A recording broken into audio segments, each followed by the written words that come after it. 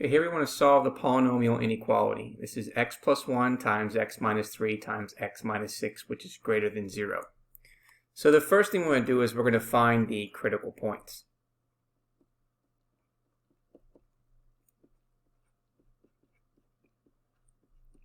So what are the critical points? Well, if we take x plus 1 times x minus 3 times x minus 6 and set it equal to 0, that means we're going to have three expressions that are equal to 0. X plus 1 is equal to 0, x minus 3 is equal to 0, and x minus 6 is equal to 0. So therefore we have x which is equal to negative 1, which is equal to 3, and we also have x which is equal to positive 6. So what are we going to do with those critical points? What we're going to do is on the number line we're going to identify where they're located. So we have negative 1, we have positive 3, and then we have 6. And then what we're going to do is we're going to create regions for each one. So we're going to draw a line through each of those critical points to find our regions. So we have region 1, region 2, region 3, and then region 4. Okay? And now within those regions, we want to be able to determine, okay, what is the interval? Well, if you notice here, because it says greater than, okay, it doesn't say greater than or equal to. Now, since it says greater than, then we're going to use parentheses for each values. Now, if it was greater than or equal to, then we could use a bracket. Now, if you look at our later examples in this section, if you have a rational inequality, then you may need to make sure that where it's undefined, you have to use a parenthesis. So anyway, from here, we're going to go from negative infinity to negative 1. So that is the interval for region number 1. The interval for region number 2 is going to go from negative 1 to positive 3. For region number 3, it's going to go from 3 to 6. And for region number 4, it's going to go from 6 to positive infinity. So now that we've determined those, now we can say, okay, well, we can now find our testing points.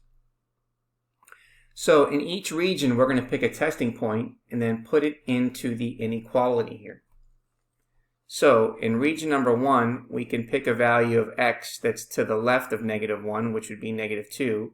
And then we're going to plug it in to the inequality x plus 1 times x minus 3 times x minus 6. And we're going to see if it's greater than 0. So let's go ahead and plug in negative 2. So we have negative 2 plus 1, negative 2 minus 3, and negative 2 minus 6. So that gives us negative 1 times negative 5. Go back, negative 1 times negative 5 times negative 8.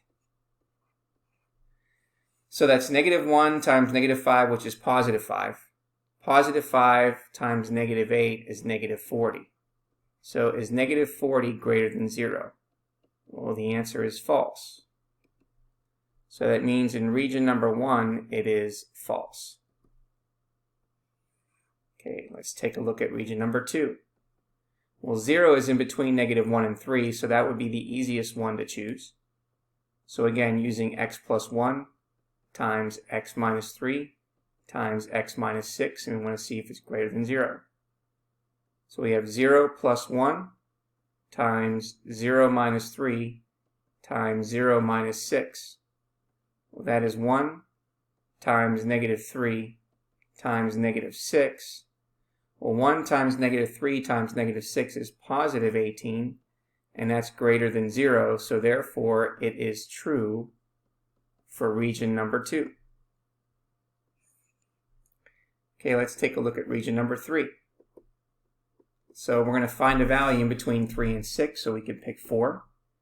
And again, we're going to plug it into the inequality, x plus 1 times x minus 3 times x minus 6 and see if that's greater than 0. So we have 4 plus 1 times 4 minus 3 times 4 minus 6. So we have 5 times 1 times negative 2. Well, that's going to give us negative 10. And is that greater than 0? The answer is false. So we know it's false in region number 3. And now we're going to try region number 4. So we're going to try a number that's larger than 6. So we'll go ahead and use 7. So we have x plus 1 times x minus 3 times x minus 6, which is greater than 0. We have 7 plus 1 times 7 minus 3 times 7 minus 6. So we have 8 times 4 times 1. And so positive 32 is greater than 0. So therefore we know it's true in region number 4. So now we just need to find out what our answer is going to be. Well, wherever it is true is going to be our result. So in region 2, we know it's true for the interval from negative 1 to 3. And also in region number 4, we know it's true going from 6 to infinity. So we know that our final result is the following. It's going to be the interval negative 1, 3, and then union 6 to infinity. And therefore, there is our solution.